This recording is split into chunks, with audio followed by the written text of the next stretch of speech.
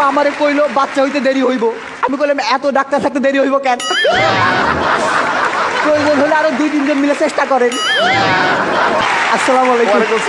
শ্বশুর আব্বা আমারে এসে কইলো তোমার শাশুড়ি তো টেনশনে একবারে মৃত্যু পথযাত্রী। আমি কইলাম যাত্রা শুভ হোক। এক ভদ্র মহিলা এসে আমারে কইলো আমার পোলা তো 3 মাস হইলো হাঁটতেছে। আমি কইলাম হাই হাই ওরে আটকান, বহুদূর তো চলে গেছে। আমার বউ আমারে ডাইকা কইলো খুব টেনশন হইতেছে যদি একটা কিছু হয়। আমি কইলাম আরে একটা কিছু হওয়ার জন্যই তো আনছি। আমি কইলাম থাকো আমি বাসা থেকে আসতেছি। কইলো তা আগে তোমার শালি আসুক। আরে তাইলে যায় লাভ কি? দিদা আমারে কইলো বাচ্চা হওয়ার আগে টক খাওয়ান লাগে, এই ধর তোর বউয়ের জন্য 1 বাটি আচার নিয়ে যা। আমি কইলাম তাহলে আমারও 1 বাটি দাও। দিদা কইলো আরে না বাচ্চা তো হইব তোর বউয়ের। আমি কইলাম হ অবাক ব্যাপার, একই দিনে বিয়ে করলাম শুধু বউয়ের খবর হয়ে গেল। বউ কইলো বাড়িতে নতুন অতিথি আসতেছে, শুনে খুব আনন্দ পাইলাম। পরদিন দেখি শ্বশুর শাশুড়ি চলে আসছে। পাশের ঘর থেকে শালিকা এসে আমারে কইলো দুলা ভাই আমি কিন্তু বইনরে সারা রাইতে ঘুমাইতে পারি না। আমি কইলাম হ আমিও। আজ থেকে তোমরা দুজনে একসাথে থাইকো, আমি মধ্যিখানে ম্যারেজ করে আনি মনে। শালি কইলো আমার বোনের বাচ্চা হইব জন্য আমার খুব খুশি খুশি লাগতেছে।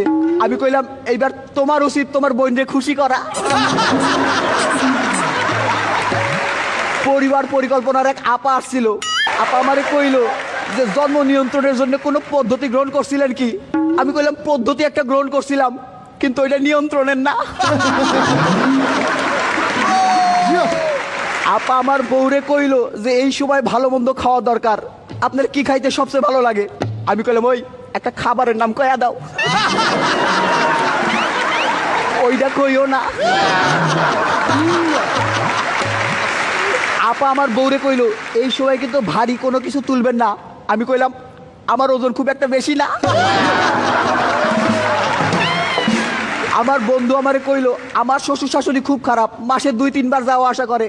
আমি কইলাম আমার শ্বশুর শাশুড়ি খুব ভালো, সেই 5-6 মাস আগে আসছিল আর যায় নাই।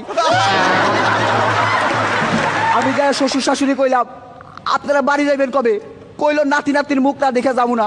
আমি কইলাম ঠিক আছে 2-3 দিনের মধ্যে একটা ব্যবস্থা করতেছি। হানিমুন থেকে ফিরেই তো বউরে হাসপাতালে পাঠানো যায় না, লোকজন কি মনে করবো, তাই বিস্তারিত একটু কইলাম। শালিরে করে রিক্সায় করে হাসপাতালের দিকে আসতেছিলাম। শালি আমার জড়াই ধরে কইলো আমার খুব টেনশন হইতেছে। আমি আরো শক্ত করে জড়াই ধরলাম, আমার টেনশন তো বেশি। হাসপাতালে ঢুকতেই ডাক্তার রে দেখা বুকটা ধিপ ধিপ করতেছিল। মাইয়া ডাক্তার রে। ডাক্তার আপা আমারে কইলো বাচ্চা হইতে দেরি হইব। আমি কইলাম এত ডাক্তার থাকতে দেরি হইব কেন? প্রয়োজন হলে আরো 2-3 জন মিলে চেষ্টা করেন। টেনশনে কাঁপতেছিল আমার হাত, নড়তে লাগলো আমার চোখ, গরম হয়ে উঠলো মাথা। আমি দোয়া করলাম যে বাচ্চা জানি দেখতে আমার মতো হয়, দুষ্টুর প্রতিবেশীর তো অভাব নাই।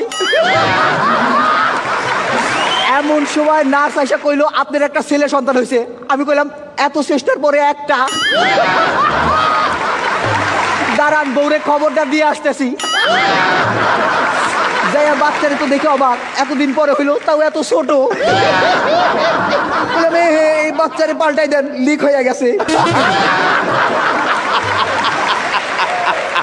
বাচ্চার মুখ দেখে তো অবাক, একবারে দাদুর মতো। আরে দাঁত ছাড়া যে। শালি কইলো এই যে বাচ্চার চোখ 2টা একবারে আমার বোনের মতো, কান 2টাও একবারে আমার বোনের মতো, আর যে একটা কইলো না ওইটা তো আমার মতো। আমি নাকের কথা কইতেছিলাম। আমার যে ছেলে সন্তান হয়েছে এইটা শুনেই বিশ্বাস করেন। একটা ছোট্ট প্রমাণ আছে কিন্তু তা দেখাতে পারবো না। আরে ছবিটা নিয়ে আসি নাই। শ্বশুর শাশুড়ি কইলো একটা ভালো ছেলে খুঁজতেছি, ছোট মেয়েটার এবার বিয়ে দিয়ে দিব। আমি কইলাম আরেকটা ভালো ছেলে খুঁজেন, আমার দ্বারাও দিয়ে দিব। পরিবার পরিকল্পনার আয়সা কইলো ভাইজান এই ভাবির স্বাস্থ্য খুব একটা ভালো না, এখন আর বাচ্চা কাচ্চা নিয়েন না। আমি কইলাম তা ঠিক আছে, কিন্তু যাদের স্বাস্থ্য ভালো তারা তো আর শুনবো না। বলে শোনেন, 2 বাচ্চার মধ্যে দূরত্ব রাখা দরকার। আমি বললাম ঠিক আছে, বাচ্চা আরেকটা হইলে 2টারে 2 জায়গায় পাঠাই দেবো। বলে শোনেন, বাচ্চার পুষ্টির জন্য মায়ের ভালো মন্দ খাওয়া দরকার। আমি বললাম এই তো, মেয়ে মানুষ বলে পক্ষপাতিত্ব করলেন। ছেলে হলে বলতেন বাচ্চার পুষ্টির জন্য বাবার ভালো মন্দ খাওয়া দরকার। আর সারাদিন ধরে বউ বলতেছে আজ পারফরমেন্স যেন ভালো হয়। আমি কইলাম অনেকদিন পর তো, ঠিক আছে চেষ্টা করুম নে। আজকের মতো আসতেছি, আসি।